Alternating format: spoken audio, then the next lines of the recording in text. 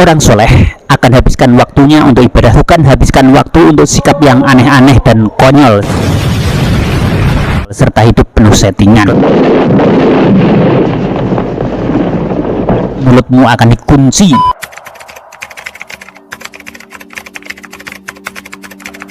tangan dan kaki akan menjawab dan tak akan lagi berkilah.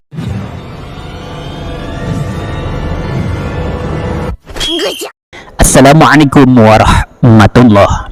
Bismillah, alhamdulillah, assalatu wassalamu ala rasulillah wa alihi wa ashabihi wa mawalah, la hawla wa la quwwata illa billah, amma ba'd. Puji syukur pada Allah, salawat serta salam kepada baginda Rasul. Di video kali ini ya, aku akan mengajak kalian semuanya membicarakan beberapa hal dengan pemberitaan-pemberitaan pada saat ini ya di media massa. Kemudian banyaknya orang yang semakin berbondong-bondong pergi kun ya, dikiranya itu kiai atau ulama karena mereka berpenampilan ulama. Ini sebuah keprihatinan yang luar biasa. Dan bahkan banyak kemudian anak-anak yang nyantri. Ini keprihatinan berikutnya. Baik, beberapa hal yang akan aku sampaikan.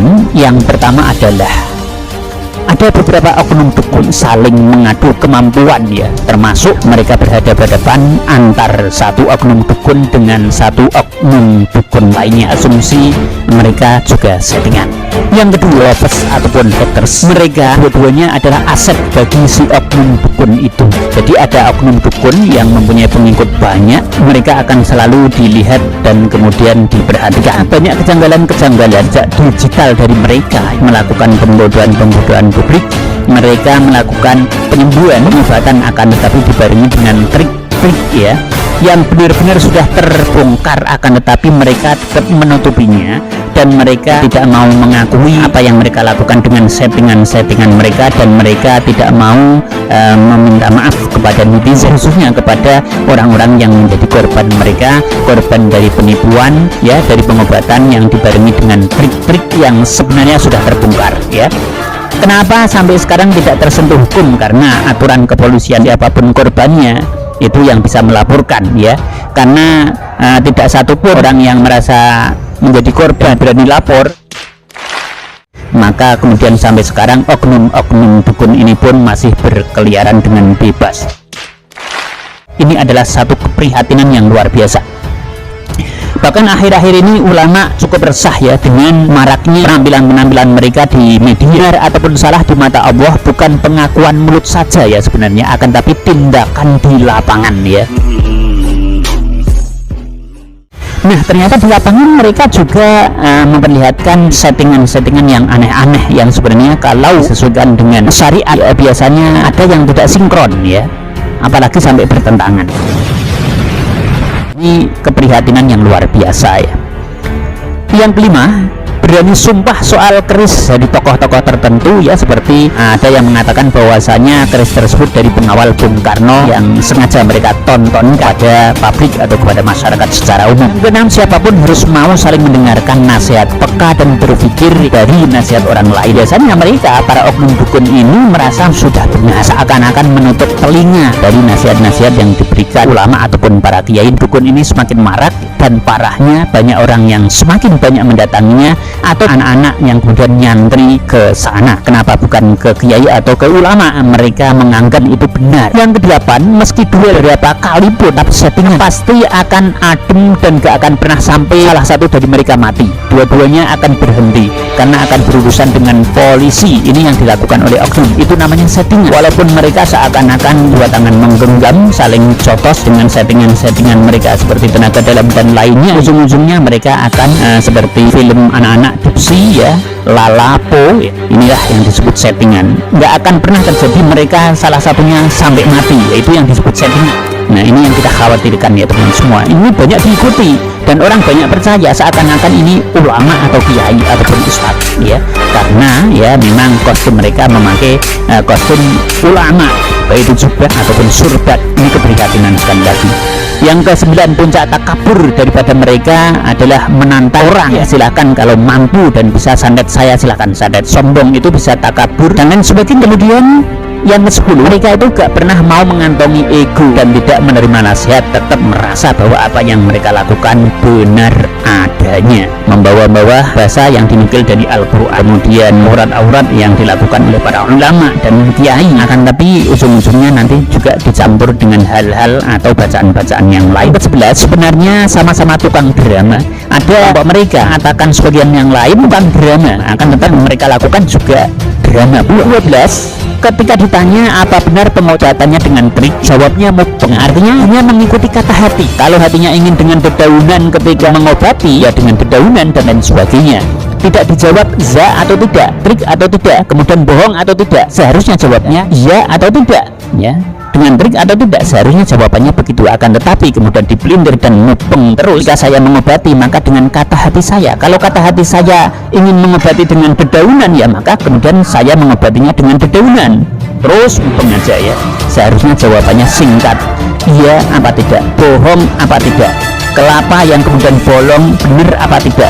Itu saja ya apa yang mereka lakukan di lapangan ya. Padahal intinya kelapa itu bolong ya atau tidak, keris yang digunakan untuk mengobati itu benar-benar keris yang memang bohong apa tidak, menggunakan keris itu dengan trik apa tidak, keris bohongan apa keris benar, jawabannya mubeng.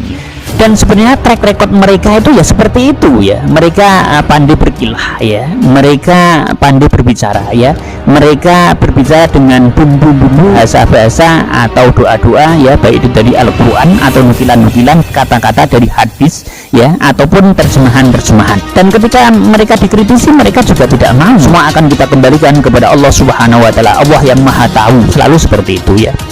Nah, di akhirat mulut mereka akan ditutup, tangan dan kakinya akan menjawab dan akan menjadi saksi, gak bisa muter-muter lagi dengan jawaban-jawaban yang sengaja mereka bukan ya. Nah, inilah yang sebenarnya menjadi sebuah keprihatinan bagi kita semua. Perdukunan makin dipercaya, dianggap kiai karena atribut kiai dan ulama ini yang sering dipakai ya, yang sering kita temui ya di lapangan. Yang ke-14, dulu selama saya cari ilmu hikmah itu tidak pakai kembang, bahkan walaupun tidak pakai saran, hatiku masih merasa risau, terutama pada saat malam hari bertafakur. Maka hati ini akan berpikir, benar apa salah ya yang aku kerjakan dan aku lakukan. Kenyataannya di lapangan awalnya memang menggunakan bahasa-bahasa Al-Quran, dan kemudian juga ya kata-kata mereka ada yang dinukil dari hadis, yang kemudian doa-doa yang diambilkan dari doa-doa oleh para ulama dan ustadz ya. Akan tetapi akhirnya kemudian juga menggunakan kembang dan lain sebagainya. Nah, pengalaman aku ya dulu itu tidak menggunakan hal-hal semacam itu ya. Kalaupun toh kemudian bertemu ya dengan cara-cara seperti itu menggunakan kembang, hati ini menjadi resah ya dan gelisah, dan kemudian benar nggak yang aku lakukan ya, seperti itu ya. Sedangkan di media banyak menggunakan itu dan banyak ditontonkan, namun ternyata perdukunan ini makin dipercaya, dianggap kiai ya karena atribut-atribut tersebut ya. Yang ke-15, jika kita bergerak di bidang supranatural, makin lama akan digiring pada kesalahan-kesalahan yang tidak terasa. Keberanian yang makin ngawur menarik kesimpulan dengan menuruti pikiran dan kata hati. Ingat, setan itu akan mengajak pada 100 kebaikan, 99 mengajak benar, termasuk ngajak zikir dan lainnya. Iya, setan itu dari nomor 1 sampai nomor 99 itu mengajak kebaikan, masuk mengajak ngaji dan lain sebagainya. Tapi ingat, kadang-kadang setan itu mengajak ya angka yang ke-100, menjerumuskannya ke dalam api neraka ya, sehingga orang kadang-kadang terpedaya ya. Kadang setan itu mengajak kebaikan banyak sekali ya dalam beberapa hal ya, mengaji, kemudian beramal, menolong orang, amaliyah keseharian. Ada kalanya ternyata dia menjigal. Nah, inilah yang patut kita hati-hati di sini, sehingga banyak sekali ya para oknum dukun ini yang merasa benar. Yang ke-16, karomah itu bukan untuk konten. Wali tidak melakukan syuting harian. Wali tidak akan cari AdSense. Setiap hari waktunya akan digunakan untuk mengurus umat, berzikir dan menangis. Ya, inilah bedanya teman-teman semua ya, mengaku wali tapi ngurusi AdSense. Mengaku wali akan tetapi selalu syutingan harian. Nah, wali dari mana? Dari Hong Kong ya. Wali tidak mengurusi itu, bahkan ada mak yang keras ya, di syuting aja tidak mau, dipublikasikan aja tidak mau ya. Wali kok ngurusi syuting harian ya, wali kok ngurusi AdSense ya, wali dari mana ya. Seperti itu ya teman-teman semua ya. Baik, kalaupun toh ada yang mentok ya, yang ngurusi syuting, yang ngurusi action itu pasti ya santrinya ya, itu pun kiainya, ulamanya tidak akan banyak berkecimpung dan tidak akan banyak menanyakan itu. Ya waktu ngaji ya ngaji, ketika ada orang syuting ya udah cuekin gitu aja. Ke-17, kiai atau ulama itu hanya berdoa, memberikan doa berkah yang datangnya dari Tuhan atau Allah, hibah dan mahabbah jadi karisma. Karena kewalian sampai derajat wali itu karena istiqomah di dalam bersyariat, sholat ya, puasa ya, berhaji kalau memang sudah mampu, seperti itu ya. Bukan aneh-aneh, bukan pura-pura ini dan itu, bukan settingan, bukan supranatural dari benda-benda ya, apalagi yang memakai atribut benda-benda, baik itu di tangan, di leher, di kuping, di kopiah dan lain sebagainya ya. Bukan dari itu, tapi amaliyah keseharian sesuai syariat. Wali tidak akan saling menantang, perang laga yang pasti double karena gak pernah ada yang mati, hanya panggung sandiwara meski salah satu ada yang berdarah-darah, pasti bakal rangkulan dan acting saling memaafkan dan pamer. Sekali lagi ya, pamer ya, sekali lagi aku ulang ya, pamer kelembutan hati untuk mengampuni lawannya yang pasti tidak akan pernah dibunuhnya, saling menghantam seakan-akan saling membunuh tapi settingan, akhirnya berpelukan dan pamer memaafkan. Itu double teman-teman semua. 19, jika ada dua orang pinter, satu dukun satu kiai atau ulama, silahkan datang ke ulama. Ciri-ciri secara fisik, ciri-ciri yang paling gampang. Pertama antara lain dia itu punya doa dan memberikan doa yang jelas sumbernya. B, tidak pakai atribut-atribut benda-benda, baik itu di tangannya, lehernya dan lain sebagainya. Jadi mereka ya tawadu, dinglu ya, dinglu itu begini teman-teman semuanya ya, tidak begini ya, apalagi menggunakan jargon-jargon yang aneh-aneh ya di media massa, kemudian senyum-senyum di ABG ya, kemudian berjingkrak-jingkrak ya di media ya, dan lain sebagainya, aneh-aneh ya, apalagi jargon-jargon yang kemudian mereka cekikikan. Tidak ada ulama ya ataupun kiai yang seperti itu teman-teman semuanya ya. Meski pakai tasbih cuma untuk menghitung putaran zikir, bahkan tidak pakai tasbih pun mereka juga bisa.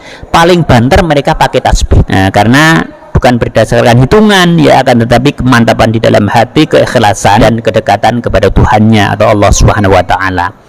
Tidak acting di hadapan manusia, kalaupun toh melakukan hanya untuk motivasi dan memantik umat ya, untuk fastabiqul khairat. Tidak akan berpose dengan perempuan-perempuan cantik yang umbar aurat seperti endorse. Mengatakan kiai, mengatakan ustadz ya, satu panggung artis cantik yang bajunya di atas dengkul. Maaf ya, ini ulama cap apa? Aneh apapun dalihnya, karena dalih itu hanya di dunia, di akhirat mulutnya akan ditutup ya, sementara tangan dan kakinya akan menjadi persaksian. Yang kedua pun nekat ya, terima tamu terus, berarti melanggar dengan terang-terangan ya, kita patut prihatin. Mereka sengaja terus praktek membuka diri. Alasan mereka apa? Kalau ada orang yang sakit dan benar-benar membutuhkan pertolongan, yang bertanggung jawab siapa? Itu kata mereka, ini sebuah opini. Masih banyak kiai yang bisa mengobati, banyak ulama yang bisa mengobati, masih banyak ustadz yang bisa mengobati. Yang bertanggung jawab siapa kalau ada orang yang sakit? Ulama, kiai ya, ustadz, masih banyak yang bisa mengobati, bukan dukun dan dokter. Kalau ada orang yang sakit, siapa yang bertanggung jawab? Bagaimana kalau mati? Bagaimana kalau mereka parah ya? Siapa yang bertanggung jawab? Yang bertanggung jawab ya ulama yang bisa mengobati ya, kiai, ustadz, dokter ya. Yang bisa mengobati banyak, yang menyembuhkan Allah. Mereka pun nggak bisa menyembuhkan, lagi-lagi dalihnya yang menyembuhkan Allah ya. Jangan mudah tertipu. 21, kita prihatin tamu dan santri makin bertambah. Ingat, dukun dan ulama itu berbeda. Jangan kebiah uyah. Perdukunan makin subur ya, karena bertopeng kiai dan ulama. Inilah beberapa catatan ya, kenapa kemudian aku memberikan beberapa hal ini, karena sebuah keprihatinan yang luar biasa ya.